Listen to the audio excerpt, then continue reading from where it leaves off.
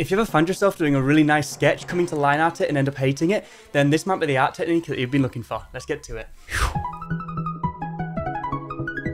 So if you've ever seen me draw, you'll notice that I never do line art, instead just going from a sketch to a finished render. Now, it's not that I've got anything against line art, there is no correct way of drawing after all. It's just that line art never really worked for me, and it might not for you either. So let me explain you my process, so you can give it a go, hopefully making drawing easier for you, whilst also keeping it looking like them awesome sketches you make. Let's get to it.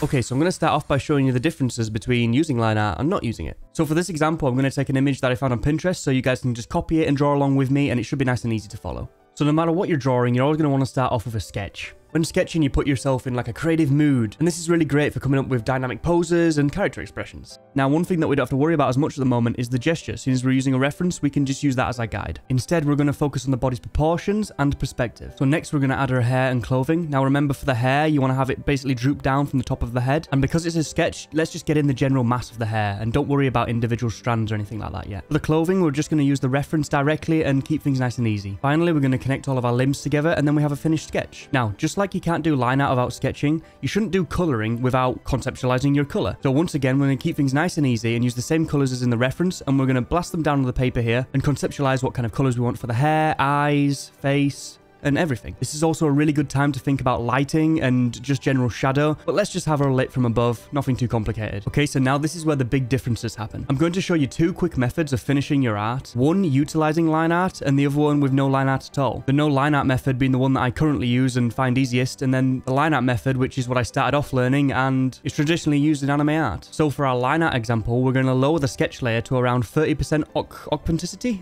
I can never pronounce that word. And then sketch with probably like a rough, sketchy textured brush directly over the top of this. Now, you can use obviously whichever brush you like, but I think this one looks quite nice, so we're going to use this one. Okay, so on the no line art drawing side, we're going to do a couple of adjustments to the sketch to kind of maybe exaggerate the gesture a little bit, just like we did on the line art one. And then we're going to grab the eraser and start cleaning up and erasing some of the thicker lines on the sketch. Where the sketch appears lighter, we can darken it with just a simple brush. Once again, you can use whichever brush you feel necessary. I just like the default brushes. And the objective here is to basically refine the sketch, slowly dig away at it with the eraser, and refine it slowly by adding detail to areas that didn't have detail before. A good example of this is the hair. We just drew the general mass of it, but now we can go in and refine it and cut sections out and really make it look properly like hair. This is obviously something you can do with line art too, but because you're keeping them original lines from the sketch, you retain all of that natural gesture that you get when drawing your sketch. Something that I personally tend to lose a lot when doing line art. And that for me is the biggest benefit of using this method rather than doing typical line art, is retaining that natural sketch underneath and really keeping that nice sketchy look.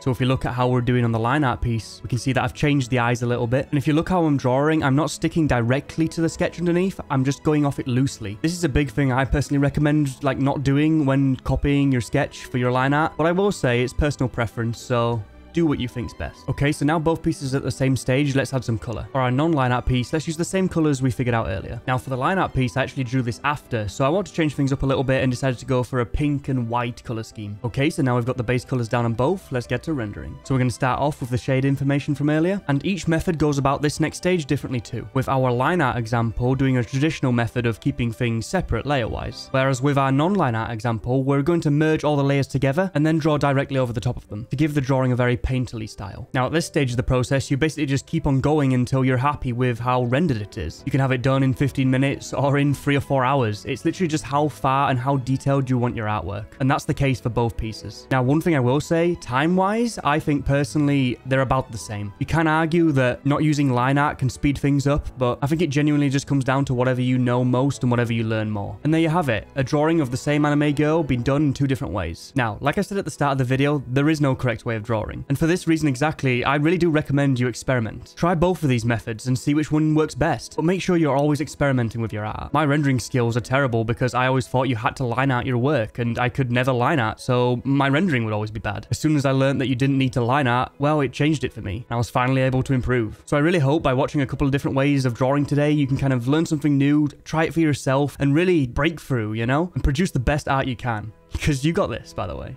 You can do it.